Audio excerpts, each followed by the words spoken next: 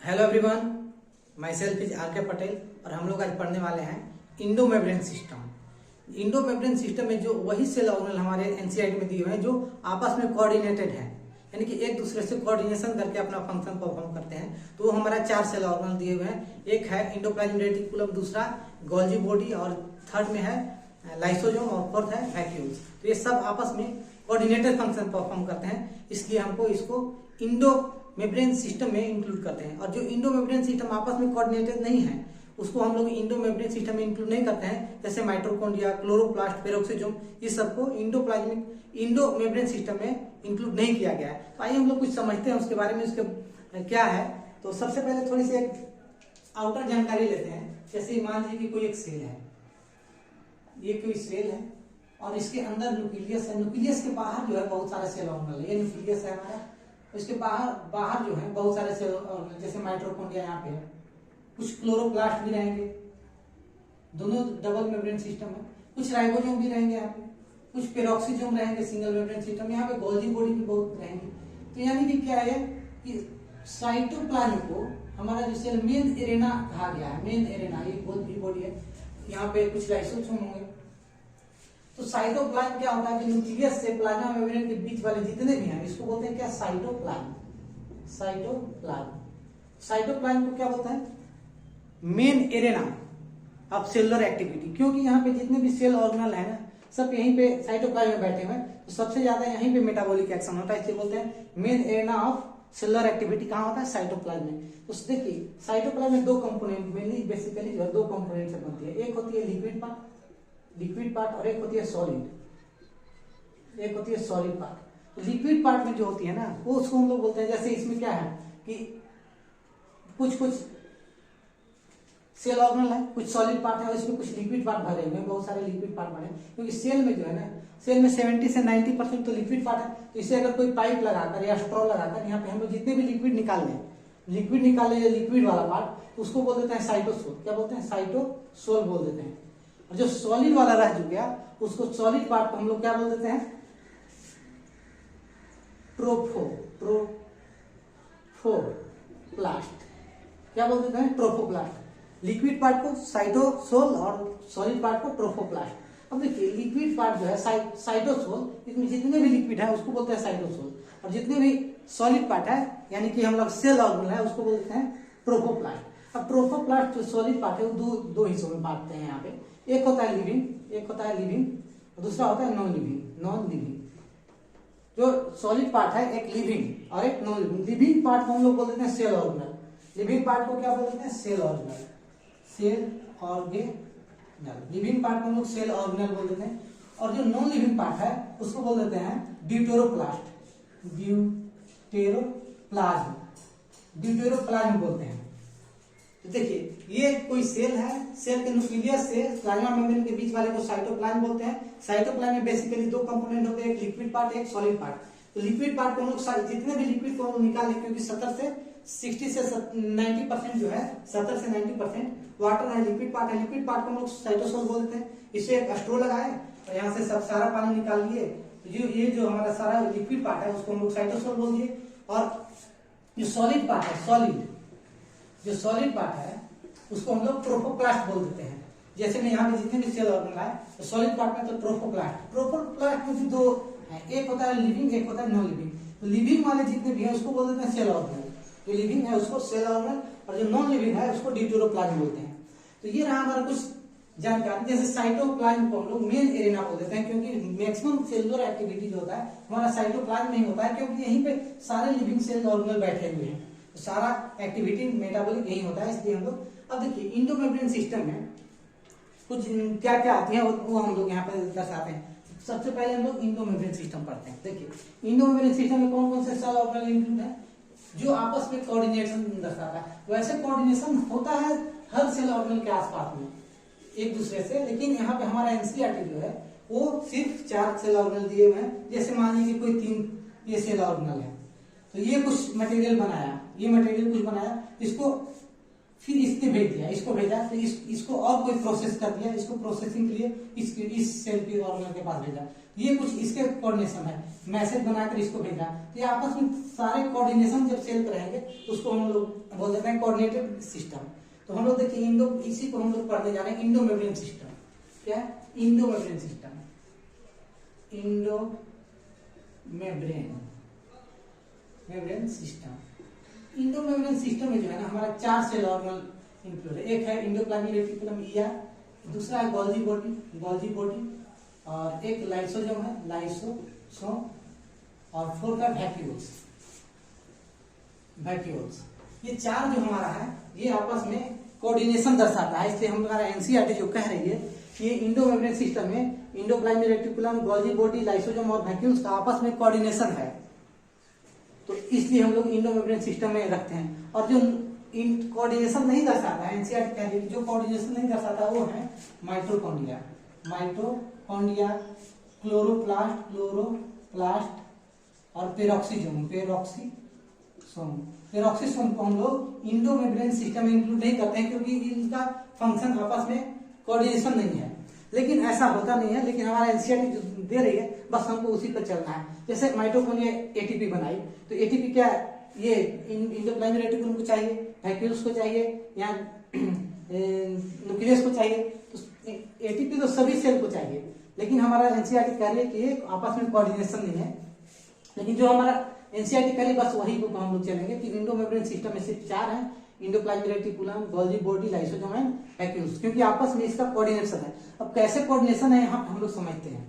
देखिए ये हमने पहले से एक डायग्राम ड्रॉ करके रखा हुआ है। तो देखिए ये क्या है, हमारा एक न्यूक्लियस है, और न्यूक्लियस से ये ट्यूब लाइक स्ट्रक्चर जो है वो फैली हुई है, जो है एंडोप्लाज्मिक रेटिकुलम। एंडोप्लाज्मिक रेटिकुलम पे अगर हम लोग राइबोसोम कौन सा, राइबोसोम 80S राइबोसोम यहाँ पे रहेगा, 80S 70S नहीं 80S। जब एंडोप्लाज्मिक रेटिकुलम के सरफेस पे राइबोसोम बैठे हैं तो हम लोग बोल देते हैं इसको रफ एंडोप्लाज्मिक रेटिकुलम। और जिस एंडोप्लाज्मिक रेटिकुलम पे राइबोसोम अटैच नहीं है इसको बोल देते हैं हम लोग स्मूथ एंडोप्लाज्मिक रेटिकुलम। ये क्या है, सेल, स्मूथ एंडोप्लाज्मिक रेटिकुलम। ये स्मूथ एंडोप्लाज्मिक रेटिकुलम है, सेल है। तो देखिए एंडोप्लाज्मिक रेटिकुलम जो है ना वो कभी कभी आउटर मेम्ब्रेन के, न्यूक्लियस के आउटर मेम्ब्रेन से लेकर पूरे सेल मेम्ब्रेन तक फैला रहता है। ये एंडोप्लाज्मिक रेटिकुलम है वो बाहर आउटर मेम्ब्रेन ऑफ न्यूक्लियस से लेकर सेल मेम्ब्रेन तक फैला रहता है। कभी कभी ये प्रोवाइड करता है स्ट्रक्चर और करके रखते हैं कि सेल ऑर्गन कहीं से इधर से उधर मूव न करे, इसलिए यहाँ से यहाँ तक फैला रहता है। तो जिस पे राइबोसोम अटैच नहीं है जिस एंडोप्लाज्मिक रेटिकुलम पे, उसको मतलब सेल। और सेल का काम क्या है, लिपिड को फॉर्म करना। सेल का काम है कि लिपिड बनाना। ये देखिए जो rough endoplasmic, smooth endoplasmic reticulum, ये हमारा लिपिड है। ये क्या है, लिपिड। ये लिपिड बनाती है। और ये जो लिपिड को बाहर ट्रांसफर करना होता है तो एक मेम्ब्रेन के अति में बांध दिया जाता है, उसको बोलते हैं वेसिकल्स। तो ये वेसिकल्स बनाता है, लिपिड का वेसिकल्स बनाता है। और ये जो है रफ एंडोप्लाज्मिक रेटिकुलम का काम क्या है कि प्रोटीन को फॉर्म करना। ये प्रोटीन बनाती है, तो ये हमारा प्रोटीन हो गया। तो क्योंकि राइबोसोम और ये दोनों मिलकर राइबोसोम प्रोटीन फॉर्म करती है, तो ये प्रोटीन बनाएंगे, लिपिड बनाया। अब क्या करता है कि लिपिड को यहाँ से कुछ वेसिकल्स बनाते हैं, लिपिड वेसिकल्स बनाएंगे। इस तरह की इस फॉर्म में लिपिड वेसिकल्स बनाएंगे और यहाँ पे जाकर ये देखिए ये लिपिड इसमें कुछ बंद हो गए, लिपिड वेसिकल्स। ये जो है ये ट्रांसपोर्ट किए जाएंगे गोल्जी बॉडी को, और यहाँ से जो लिपिड का वेसिकल्स बना है वो ट्रांसपोर्ट किए जाएंगे गोल्जी बॉडी को। ये क्या है, प्रोटीन का वेसिकल्स, ये है लिपिड का वेसिकल्स। दोनों ट्रांसपोर्ट होंगे गोल्जी बॉडी पे। अब गोल्जी बॉडी के पास जाएंगे लोग, और यहाँ पे क्या होता है, कार्बोहाइड्रेट यानी कार्बोहाइड्रेट के लिए यूज करते हैं ग्लाइको।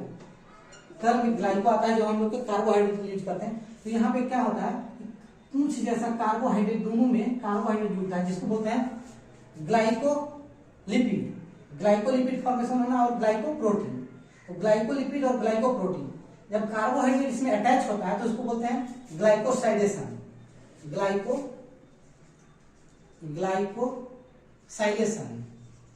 ग्लाइकोसाइलेशन बोलते हैं इस प्रोसेस को। जब लिपिड में कार्बोहाइड्रेट अटैच हो जाए और प्रोटीन में कार्बोहाइड्रेट अटैच हो जाए तो इसको बोलते हैं ग्लाइकोसाइलेशन। तो अलग अलग जैसे ये जब फॉर्म हो गया तो इसको बोल देते हैं क्या, ग्लाइकोप्रोटीन। ये क्या होगा, ग्लाइकोलिपिड, ये सॉरी ग्लाइकोलिपिड क्या होगा, ग्लाइकोलिपिड। और ये जो फॉर्म हुआ यहाँ पे ये इसको क्या बोलते हैं, ग्लाइकोप्रोटीन। क्या होगा, ग्लाइकोप्रोटीन। ये हमारा ग्लाइकोप्रोटीन हुआ।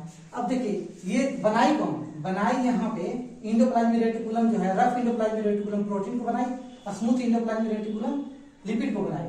और दोनों वेसिकल्स में एक मेम्ब्रेन को वेसिकल से कवर हुए और ट्रांसपोर्ट कर दिए गए endoplasmic reticulum. Endoplasmic reticulum transport किए वेसिकल्स को, वेसिकल्स के फॉर्म में यहाँ पे गोल्जी बॉडी को।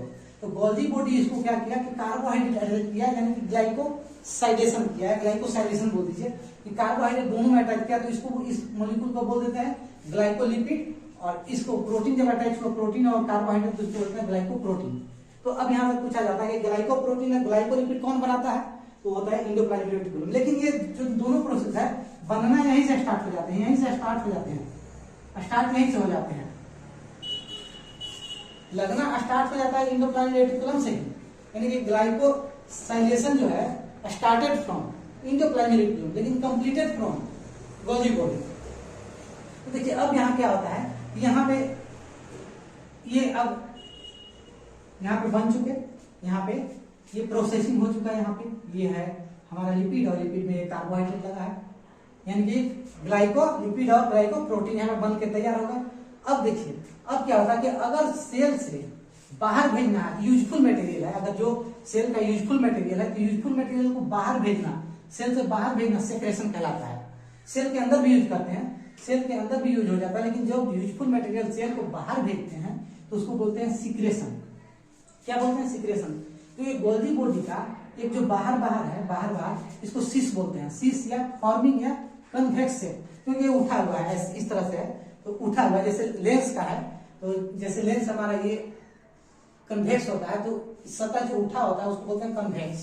तो कन्वेक्स जो उठा हुआ है कन्वेक्स साइड में, यानी कि फॉर्मिंग, या फिर इसको कह दीजिए कन्वेक्स साइड। तो इधर से ये फॉर्मेशन के लिए अपना प्रोटीन और लिपिड को अटैच कर रहा है, तो फॉर्मिंग फेज क्या होता है, कन्वेक्स। और इसको सीस भी बोलते हैं, सीस। तो देखिए सीस को फिर इसको भेजा जाता है मैच्योरिंग फेज में भेजा जाता है, तो धीरे धीरे मैच्योरेशन होता है और बाहर आता है, जिसको बोलते हैं ट्रांसफेज। ट्रांसफेज या मैच्योरेशन फेज, मैच्योर हो गया। और इसको क्योंकि वो कर्व जैसा है, ये कर्व वाला सरफेस है, इसको अगर इधर कर दिया तो ये कर्व बन गया। तो कर्व क्या बोलते हैं, कनकेव से। तो कनकेव से जहां ट्रांसपोर्ट हुआ, फॉर्मिंग फेज कौन सा है, सीस फेज, फॉर्मिंग फेज या ये कन्वेक्स। और जो ऊपर गया उसको बोलते हैं ट्रांसफेज या मैच्योरेशन फेज या कनकेव से। और एक को एक जब ट्यूब लाइक स्ट्रक्चर होती है, इसको एक ट्यूब लाइक स्ट्रक्चर उसको बोलते हैं cisternae. Variable amount of cisternae हो सकते हैं गोल्जी बॉडी के अंदर बहुत सारे, लेकिन पूरे जब मिला देते हैं हम लोग उसको बोल देते हैं गोल्जी बॉडी। पूरे को गोल्जी बॉडी बोल देते हैं, इसको पूरा को क्या है, Golgi body, Golgi body, Golgi body. ये हमारा क्या है, लाइसोसोम है, ये लाइसोसोम। तो देखिए अब यहाँ पे क्या होता है कि ये प्रोटीन बनाए, ये लिपिड बनाए, दोनों को ग्लाइकोसाइलेशन होगा, ग्लाइकोप्रोटीन बनाई, ग्लाइकोलिपिड बनाई। अब यूजफुल मटेरियल बाहर भेजे तो उसको सेक्रेशन बोलते हैं। अंदर भी अगर इसका वेस्ट वगैरह हुआ तो वेस्ट वगैरह जितना भी है इंडोप्लाज्मिक रेटिकुलम का, गोल्जी बॉडी का, तो ये आकर यहाँ पे इस वैक्यूल के अंदर जमा हो जाता है। ये वैक्यूल के अंदर जो वेस्ट मटेरियल है, इस वैक्यूल के अंदर जमा होता है, इसको क्या बोलते हैं, वैक्यूल्स, वैक्यूल्स। तो ये देखिए, और इसमें और क्या मेजर बात है, इंटरेस्टिंग बात है कि यहाँ पे जो एक और गोल्जी बॉडी जो है वो सारे प्रोटीन वगैरह से बनाकर हाइड्रोलाइटिक एंजाइम या जितने भी डाइजेस्टिव एंजाइम है, तो डाइजेस्टिव एंजाइम को पैक करने के लिए एक वेसाइकल्स में पैक होती हैं, एक membrane structure, single membrane structure में पैक होती हैं। और यहाँ पे इसमें बहुत सारा हाइड्रोलाइटिक एंजाइम होती है। क्या होती है, हाइड्रोलाइटिक एंजाइम। लाइसोसोम में है ये हाइड्रोलाइटिक एंजाइम, जिसको बोलते हैं लाइसोसोम। ये जो है ना suicidal bag of the cell बोलते हैं, क्योंकि इसमें बहुत सारे numerous amount of hydrolytic enzyme इसमें इस वेसिकल्स में प्रेजेंट है, जो कि वेरियस एंजाइम या फूड्स को डाइजेस्ट या सेल को भी डाइजेस्ट कर देते हैं। तो इसके अंदर जैसे लाइसोसोम है, लाइसोसोम को बनाने वाला, इसको देखिए, लाइसोसोम को सबसे पहले क्या हुआ, लाइसोसोम। लाइसोसोम के बारे में देखिए, लाइसोसोम, लाइसोसोम को इसको 3 बनाए, एक इंडोप्लाज्मिक रेटिकुलम यानी कि सेल, एक रेर RER रेर, और दूसरा पैक होगा। देखिए तो सेल को बनाने वाला कौन है? लिपिड। सेल क्या बनाती है? लिपिड बनाती है। Rough smooth endoplasmic reticulum lipid बनाती है। रफ इंडोप्लाज्मिक रेटिकुलम क्या बनाती है? प्रोटीन बनाती है। और पैक हमारा कहाँ होता है? गोल्गी बॉडी में। पैक हमारा कहाँ होता है? गोल्गी बॉडी में। तो लिपिड और प्रोटीन दोनों कौन बनाई? Endoplasmic reticulum. दोनों तो रेटिकुलम या इंडोप्लाज्मिक रेटिकुलम। पैक कहाँ हो? Golgi body. इंडोप्लाज्मिक रेटिकुलम और गोल्गी बॉडी दोनों को मिलाकर क्या होता है? लाइसोसोम बनता है। लाइसोसोम फॉर्मेशन, दोनों मिलकर लाइसोसोम का फॉर्मेशन करते हैं। तो सबसे पहले लिपिड कहाँ बनता है? स्मूथ इंडोप्लाज्मिक रेटिकुलम में। रफ इंडोप्लाज्मिक रेटिकुलम में प्रोटीन बनती है, और जो लिपिड प्रोटीन जो ग्लाइकोसाइलेशन के बाद जो पैक होती है वो कहाँ होती है? पैकिंग प्रोसेस कौन करता है? वेसिकल के अंदर, यह गोल्गी बॉडी करती है। और गोल्गी बॉडी और इंडोप्लाज्मिक रेटिकुलम दोनों मिलकर क्या बनाए? लाइसोसोम।